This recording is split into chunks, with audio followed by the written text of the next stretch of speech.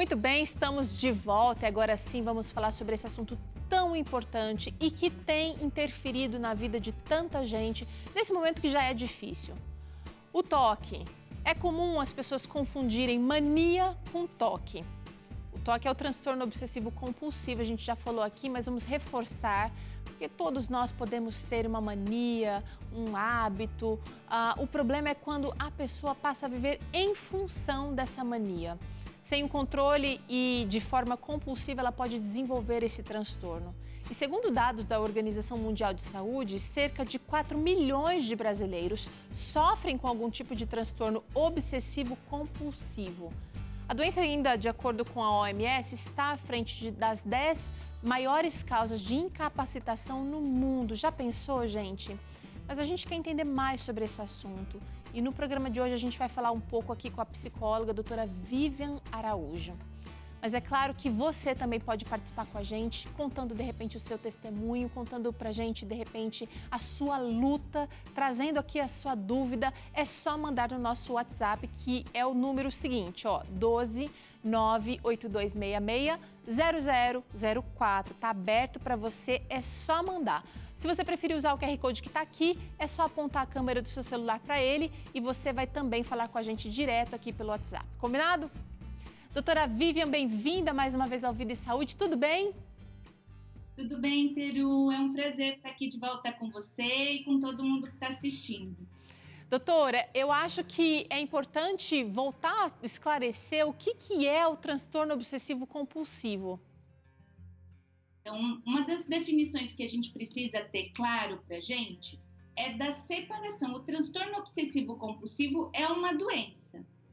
E ele é caracterizado por obsessões e por compulsões. Então, o que é uma obsessão? São as ideias, os pensamentos que vão surgindo na cabeça da gente de maneira ininterrupta, repetitiva e que a gente acaba não tendo muito controle sobre elas.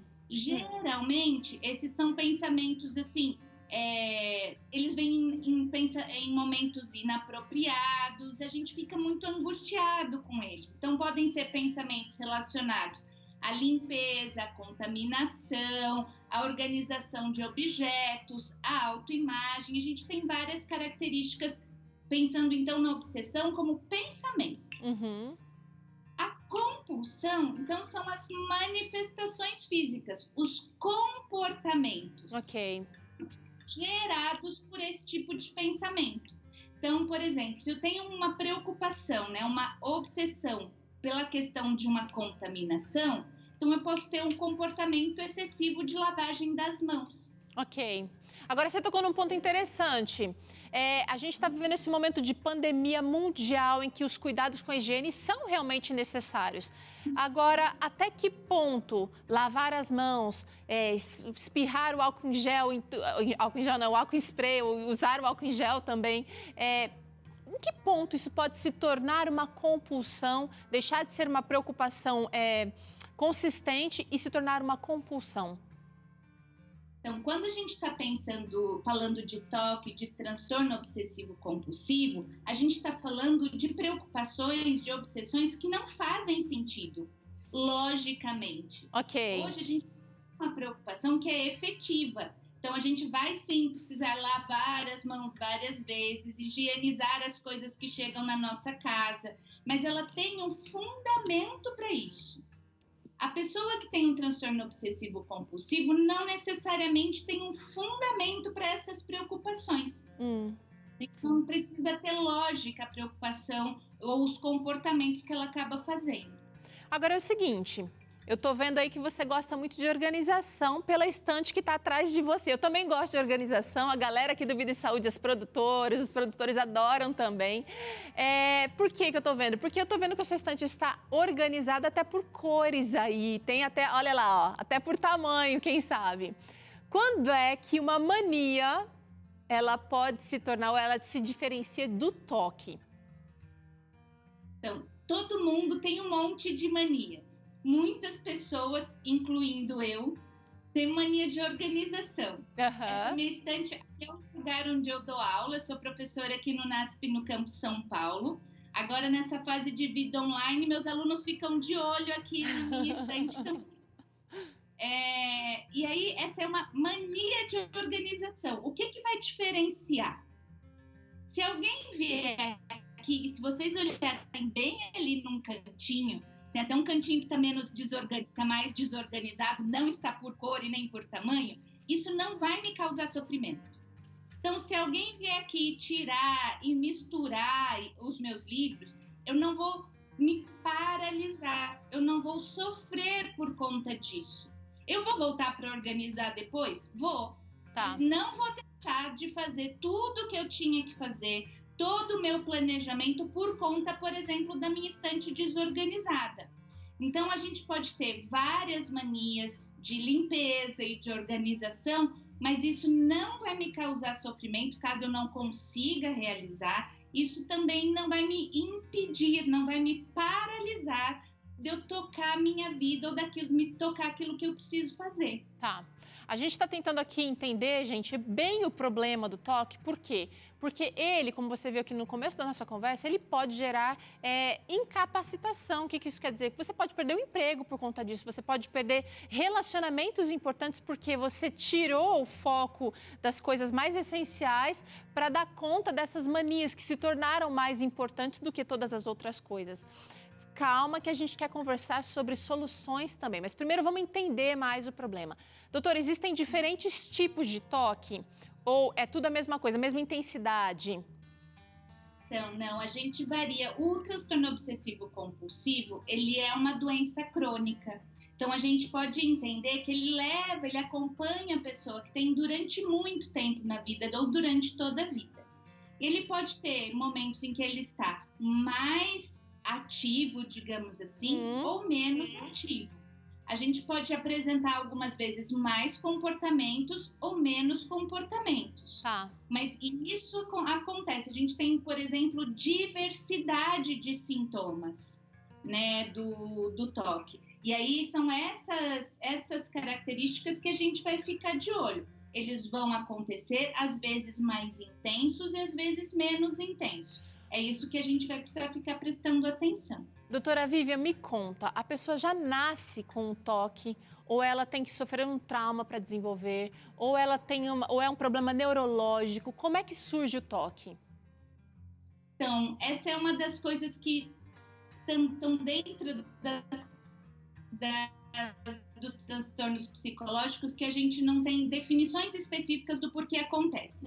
Então, a gente pode, hoje a gente tem estudos que associam os transtornos mentais, como o toque, a fatores biológicos, genéticos. Então, já tem pesquisas que dizem que se você tem uma pessoa com um toque na família, você tem mais chance de desenvolvê-lo. Tá. Né? Mas ele também está associado, por exemplo, a questões neuroquímicas do cérebro. A gente já vê algumas alterações, algumas pesquisas fazem essa associação, mas também a fatores psicológicos. Então, o uso de substâncias, como drogas, por exemplo, podem gerar? Então, eles podem ser mais uma característica do toque. Por exemplo, quando eu tenho uma compulsão, um uso, por exemplo, excessivo de uma substância, isso pode ser uma característica ou algum sintoma de toque. Tá. Situações ambientais, por exemplo, podem acontecer situações de maior estresse, que aí juntando as questões da genética, neuroquímica do cérebro, a hora que eu junto tudo, e aí eu posso desenvolver, por exemplo, o transtorno obsessivo compulsivo. Então, quando a gente fala de origem, nunca é uma origem só. Tá. A gente fala sempre de uma associação de fenômenos para que isso possa acontecer. Agora, chegou uma interação que também é uma pergunta muito interessante que eu quero trazer aqui, que a Inalda mandou pra gente. Ela quer saber se uma criança de 2 anos pode ter toque. Como é que a gente consegue já perceber numa idade tão tenra, tão pequenininha, inclusive porque a criança, às vezes, em determinadas fases, ela realmente fica com manias bem caracterizadas ali, né? Sim, a gente começa a observar transtorno obsessivo compulsivo com crianças já, muito, na idade de bem jovens. Mas com 2 2 anos, a gente precisa ter uma característica que é esperada dentro do comportamento, que é o que a gente chama de classificação. As crianças estão entendendo o mundo, e aí elas começam a classificar. Tem umas crianças que começam a fazer carreira de brinquedo, sabe? Vai juntando um animalzinho um atrás do outro. Boneca, uma atrás da outra. Isso são características esperadas, porque cognitivamente eles estão ali nesse processo de desenvolvimento. Tá. Então é esperado para esse tipo de idade. Tá. Mas se isso permanece por muito mais tempo, no geral ali a gente tem encontrado já a partir dos 8, 10 anos de idade, algumas crianças que já apresentam esse tipo de comportamento. Tá. Nessa idade mais da primeira, segunda infância, ainda pode estar dentro desse processo cognitivo, de aprendizagem do mundo. Ok. Vamos, doutora, aos principais sintomas de quem tem toque. Eu vou trazer aqui alguns, de repente você aí de casa conhece até alguém que tenha toque, mas que manifeste outros sintomas ainda. Lavar as mãos todo o tempo. Vamos diferenciar isso do momento que a gente está vivendo agora. É importante lavar as mãos com frequência, mas quem tem toque vai fazer isso de maneira fora de hora. Então, e mais do que fora de hora, por exemplo, hoje, a gente chega da rua, a gente tem que lavar as mãos. Ok. Ou passar álcool gel, essas coisas. A gente lava as mãos e vai tocar a nossa vida. Uma pessoa com transtorno obsessivo compulsivo vai lavar, pensa que a preocupação dela é com a contaminação. Então, ela vai lavar a mão uma vez, vai achar que não é suficiente. Vai lavar de novo e não é suficiente. Tem algumas pessoas que ficam por horas lavando as mãos, porque sempre vai ficar retomando para ver se é suficiente ou não, e sempre vai ser insuficiente, porque aquele pensamento, né, tá dominando. Tá dominando ela e a razão, assim, né, não é um pensamento lógico. Ok. Nesse sentido. Vamos para essa outra característica aqui, olha. Checagem sistemática do fechamento de portas. Vou estender aqui para fechamento do registro do gás, fechamento de torneiras. Sai de casa, mas volta para checar. Será que eu verifiquei? Fechamento de portas, janelas, né? Enfim. Então, isso também, por isso que a gente sempre tem que diferenciar. Eu posso chegar na minha casa e será que eu esqueci? Será que eu fechei mesmo a porta da minha casa? Eu vou lá, checo e depois disso eu fico em paz. Fico satisfeita. Eu fico satisfeita, isso me tranquiliza. Então não é porque eu fui checar uma vez que eu já apresento o comportamento obsessivo compulsivo. Mas quando eu vou checar, não, peraí, eu preciso checar de novo. E aí tem uma forma de ritual. Então, se eu não checar, se eu não virar a fechadura por 13 vezes, não vai estar fechado o suficiente. Sei. Entende? Então, é uma organização para dar conta do pensamento dela que não faz sentido. Tá. E aí a gente vai checando esse comportamento excessivamente. Ok. Vamos para a próxima, doutora. A preocupação excessiva com limpeza. Nesse sentido, mais uma vez. Assim, puxa, isso aqui tá sujo, por favor, mantenham as casas limpas. Isso é questão de saúde, inclusive, né? Organizadas, isso faz bem pra gente, pro nosso cuidado de saúde. Mas quando eu saio precisando descontaminar a casa inteira, eu não consigo parar de limpar. Eu preciso que o chão já está brilhando, eu já lavei, eu já encerei, e eu retomo porque não foi o suficiente que eu fiz. Esse é, por exemplo, um sintoma de limpeza. Ou eu preciso... A roupa não foi lavada o suficiente. Eu vou lá e lavo mais uma vez. Entendi. Eu esfrego. Tem algumas pessoas, por exemplo, em alguns comportamentos, como esse de lavar a mão ou de limpeza, que chegam a se ferir de tanto que precisam repetir o comportamento. Tá, então foge da lógica, tá bem claro isso aqui. Também, olha, desconforto ao ver objetos desalinhados. Eu vou trazer mais de um aqui, doutora. Também o medo de contaminação, então a limpeza, o asseio, né, vai estar muito presente, inclusive com essa lavação de roupa. E também outras limitações impostas pelo medo. Checagens, checagens e checagens. Tem gente que conta, de repente tem que fazer o ritual ali de X vezes fazendo aquilo, aí beleza, tá ok. Isso. Ou sabe uma coisa quando a gente fazia, quando era criança, a gente tinha um piso que tinha preto e branco, preto Sim. e branco. Aí, se a gente pisasse no preto, alguma coisa ruim acontecia. A gente imaginava, era brincadeira de criança. Então, só podia pisar nos brancos. Uma pessoa com transtorno obsessivo vai efetivamente levar essa preocupação a sério. Ela realmente acha, se ela sair da linha, se tiver alguma coisa desalinhado, ou isso vai realmente me acontecer comigo, ou com alguém que eu sou próximo. Então, tem gente que fica paralisado num canto da sala, porque não, ou da rua, porque chegou num processo que não tinha mais aquela orientação para ela pisar. Então, isso é gerador de muita angústia, né? Doutora, vamos tentar agora pensar em possibilidades. Chegou uma interação interessante aqui que eu quero trazer e ela é da Aline, lá de Mineiras, Goiânia. Olá, como prevenir o toque? E ela quer saber também se existe tratamento, 2 em 1 aqui. Isso. Sim, Aline, a gente tem tratamento. Esse tratamento, ele é um tratamento que precisa ser um tratamento conjunto para ele ser mais efetivo. Então, ele precisa ter um tratamento medicamentoso, né? Então, a gente precisa da medicação e a gente precisa da terapia. Essas seriam as formas e as questões mais efetivas que a gente tem visto de tratamento de primeira linha para o tratamento de transtornos obsessivos compulsivos. Para a gente pensar em prevenção, dentro das classificações dos transtornos psicológicos, o TOC está dentro de um grande guarda-chuva dos transtornos ansiosos. Então, por exemplo, imagina agora uma pessoa que já é ansiosa e começa a assistir ou fica vendo muitas notícias da pandemia, do quanto tem gente morrendo, dos tipos de contaminação, e vai assistindo isso o tempo inteiro. É um estímulo. Isso vai aumentar a minha ansiedade. Isso.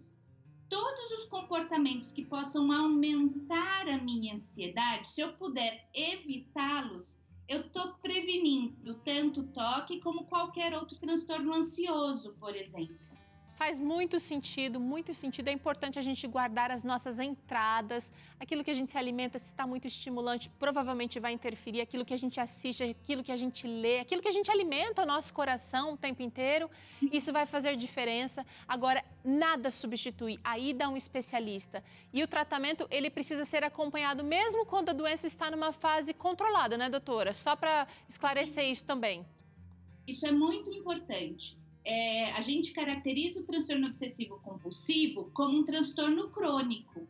Sim. O que é um transtorno crônico? Que ele vai com a gente, ele é um transtorno que tem controle, mas ele acompanha a nossa vida.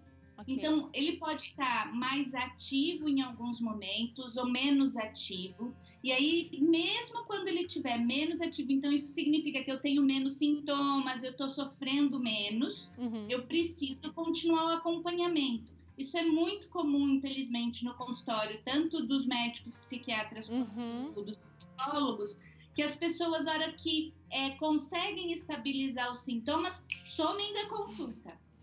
Nada disso. Isso, por favor, porque isso pode acontecer quando a gente não conseguiu uma estabilização e a gente não faz esse acompanhamento, os sintomas podem voltar e voltar de forma mais forte ainda. Ah, não, então, vamos tratar disso com carinho o tempo inteiro, né? Doutora Vivi, quero... Carinho, a gente olha isso com cuidado e aí a gente consegue ter uma vida, uma boa vida, apesar do... Doutora, eu quero te agradecer pelo tempo que você dedicou aqui para a gente, para esclarecer, para ajudar os nossos amigos aqui telespectadores. A Vivian fala lá de São Paulo, ela é professora no NASP, Campus São Paulo. Também faz parte ali do mestrado em promoção da saúde. Você está vendo as redes sociais aqui. Aliás, eu quero fazer um convite. Olha, todo mundo que quiser fazer, que tiver apto a fazer o mestrado em promoção da saúde, dá para fazer, especialmente agora que a gente está adequando, né, Vivian, as aulas à distância, dá para alcançar esse sonho. Dá uma olhada no cronograma, no programa do NASP, para ver se você se encaixa e, de repente, realiza esse sonho também. Obrigada, doutora. Obrigada a vocês mais uma vez. Muito bem, a gente faz um rápido intervalo agora. Na volta tem treino, então já arrasta a cadeira, arrasta o sofá aí, porque você vai entrar em forma. Ainda também temos aqui no Vida e Saúde essa receita de macarrão gratinado, na versão saudável, é claro.